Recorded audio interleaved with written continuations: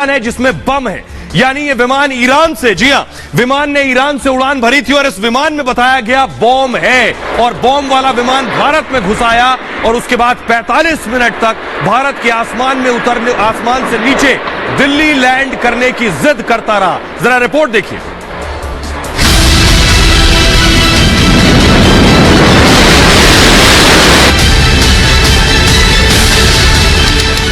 वक्त 9:20। पाकिस्तान से हिंदुस्तान में फोन आया, ईरान से भारत में घुसे विमान में बम है।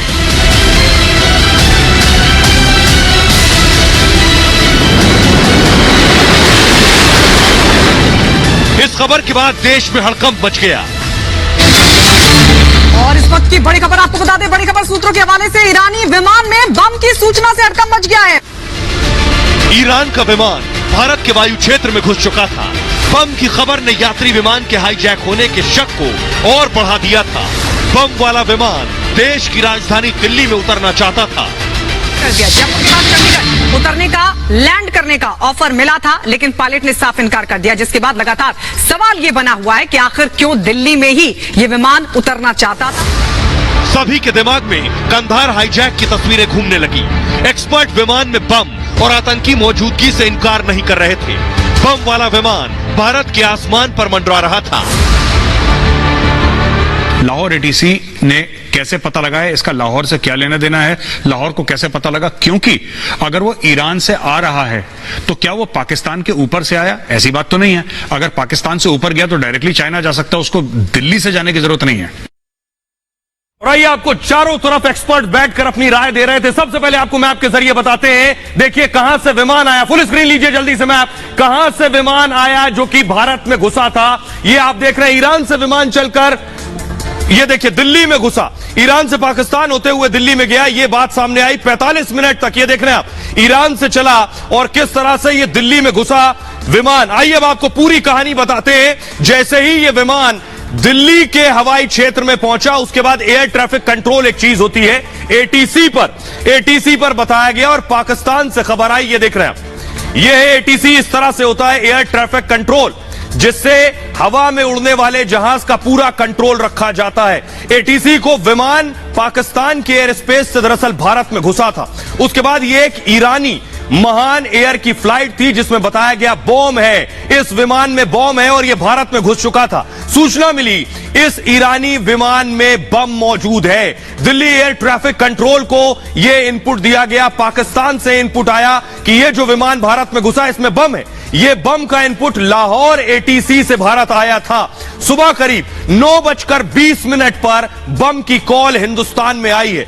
दिल्ली, चंडीगढ़, जयपुर, जोधपुर में फौरन अलर्ट कर दिया गया कि बम वाला विमान भारत में घुस चुका है। लैंडिंग के लिए दिल्ली एटीसी ने 2 विकल्प दिए थे कि बम वाला विमान दिल्ली के हवाई क्षेत्र में था तो फौरन यह कहा गया कि आप इसे जयपुर या फिर दूसरे शहर में जाकर लेकर जाइए। पायलट दिल्ली में फ्लाइट की लैंडिंग चाहते थे। जो विमान का पायलट था वो चाहता था कि दिल्ली में हर हाल से लैंडिंग हो जाए इस बम वाले विमान की। विमान के पायलटों ने लैंडिंग से मना कर दिया कि दिल्ली के अलावा कहीं और लैंड नहीं करेंगे। यही शक बढ़ गया कि विमान में बम और दिल्ली में लैंड करने की जिद। ऐसे में दिल्ली में लैंडिंग खतरनाक हो सकती थी।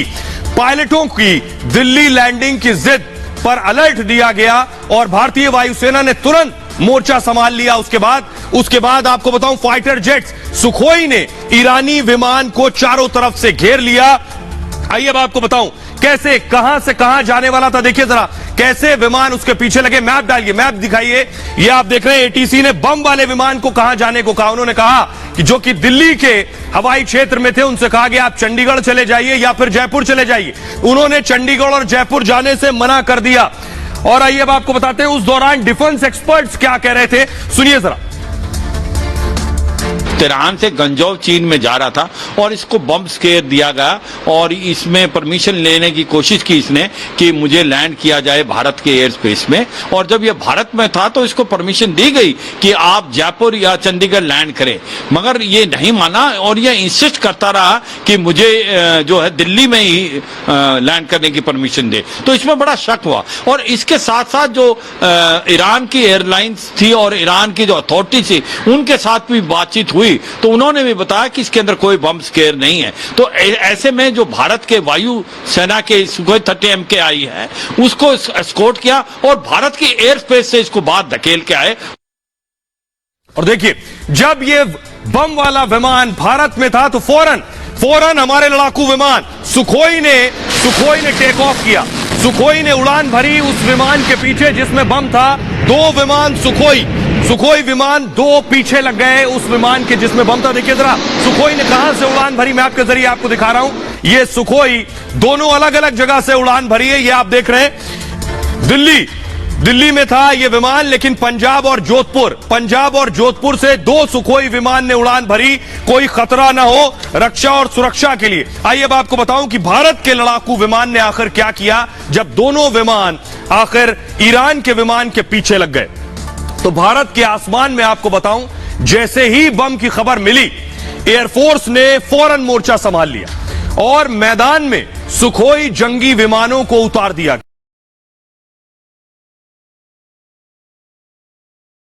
में उड़ान भरी और ईरानी विमान को चारों तरफ से घेर लिया गया।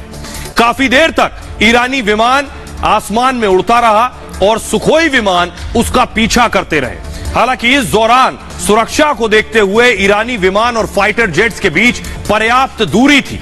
काफी देर तक यही सिलसिला जारी रहा, जिसके बाद सुखोई फाइटर जेट्स ने ईरानी विमान को भारतीय एयर स्पेस से बाहर ढकेल दिया और भारतीय फाइटर जेट्स अपने एयरबेस पर वापस लौट आए। एयरफोर्स अपनी भाषा में इस ऑपरेशन को आपको बताऊं स्क्रैम्बलिंग कहती है। 2 लड़ाकू विमान जब किसी दूसरे को खदेड़ कर आते हैं इसे स्क्रैम्बलिंग कहा जाता है। ये स्क्रैम्बलिंग क्या होता है, आइए अब आपको बताता हूं ये स्क्रैम्बलिंग क्या है, सरल भाषा में बताएंगे और किस तरह से इस पूरे ऑपरेशन को अंजाम दिया जाता है ये आपको बताने की कोशिश करूंगा। ये देखिए ग्राफिक्स के जरिए सरफेस फ्लोर ग्राफिक्स प्ले कीजिए प्लीज। और आपको बताऊं कि 2 लड़ाकू विमान ठीक इस तरह से जो आप देख रहे हैं, इस तरह से ईरान का विमान उड़ रहा था और पीछे से देखिए जरा 2 सुखोई आपको नजर आ रहे हैं। ये देखिए दोनों सुखोई उसके पैरेलल चल रहे थे दूरी बनाकर। स्क्रैम्बलिंग, इसी को स्क्रैम्बलिंग कहते हैं। स्क्रैम्बलिंग वायुसेना की भाषा का शब्द है। दरअसल आपको बताऊं इसका मतलब है इमरजेंसी में फाइटर्स की तैनाती करना। ठीक इस तरह से फाइटर्स की तैनाती की जाती है विमान के अगल बगल।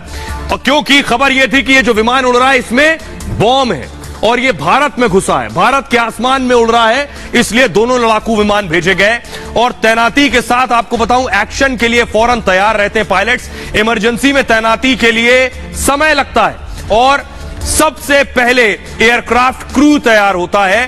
पायलटों के जी सूट जो पहनते हैं वो सूट जिसे जी सूट कहते हैं, जी सूट पहनते हैं। एयरबेस पर सायरन बजना फौरन शुरू हो जाता है। इस इमरजेंसी सिचुएशन में पायलट हेलमेट लेते हैं अपना, विमान की तरफ जाते हैं फौरन। इसी प्रक्रिया में उन्हें 4 से 5 मिनट लगते हैं और यही बहुत इंपॉर्टेंट है। माना जाता है सबसे कम समय जिसमें लगे वो सबसे बेटर अचीवमेंट है। 4 से 5 मिनट लगते हैं। इस समय को स्क्रैम्बलिंग टाइम कहा जाता है। कितना वक्त लेते हैं आपके पायलट तैयार होकर फाइटर जेट में बैठने में। स्क्रैम्बलिंग टाइम जितना कम होगा उतना ज्यादा अच्छा होता है।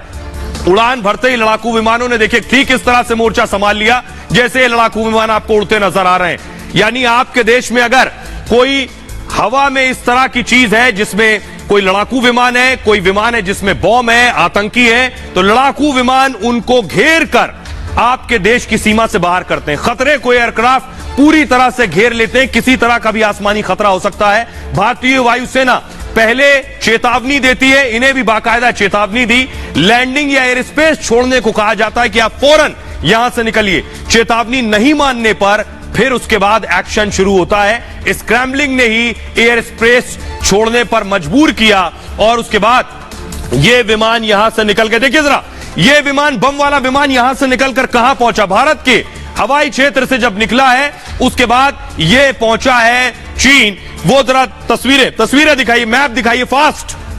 ये आप देख रहे हैं, ये आप देख रहे हैं कहां से, दिल्ली से निकलकर म्यांमार होते हुए, से फिर से प्ले कीजिए प्लीज, दिल्ली से निकलकर म्यांमार होते हुए ग्वांगझू पहुंचा है। ये आप देख रहे हैं, यानी हमारे सुखोई ने इसे भगाया है और उसके बाद म्यांमार होते हुए ग्वांगझू तक गया है।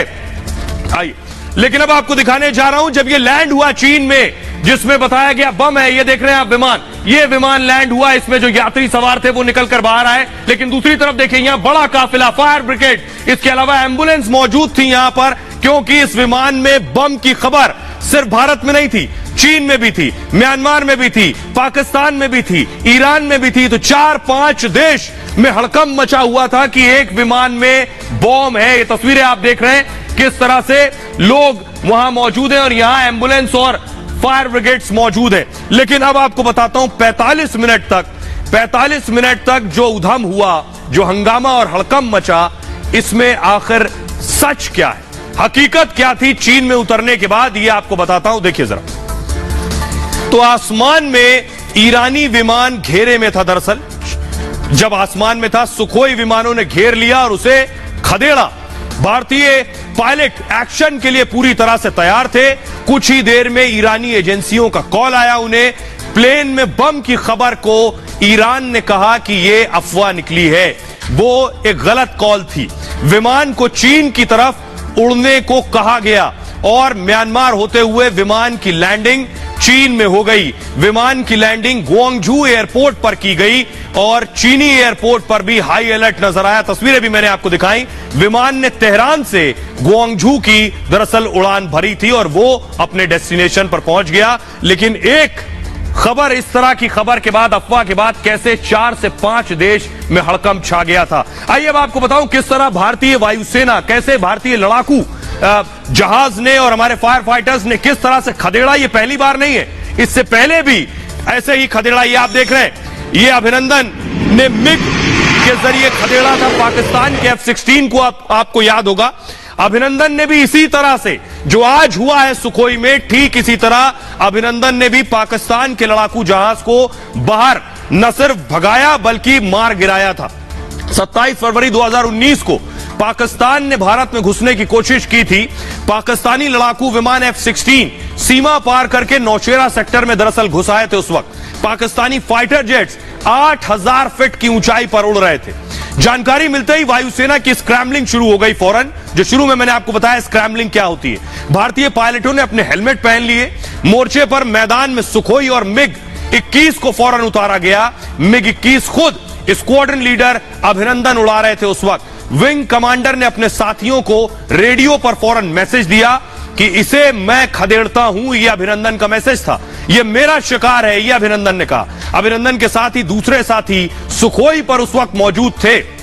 आसमान में डॉग फाइट शुरू हो गई कुछ ही वक्त में, जिसका मतलब आसमान में आमना सामना होता है। मात्र 86 सेकेंड 86 सेकेंड्स में नजदीक का मुकाबला शुरू हो गया। यह चेतावनी देने के बाद एक्शन का दौर था और काफी देर तक आगे पीछे होने का खेल चलता रहा लड़ाकू विमानों के बीच, जिसके बाद अभिनंदन ने एक F-16 विमान को मार गिराया। इसके बाद अभिनंदन ने हवा में तबाही मचाने वाला R-73 एक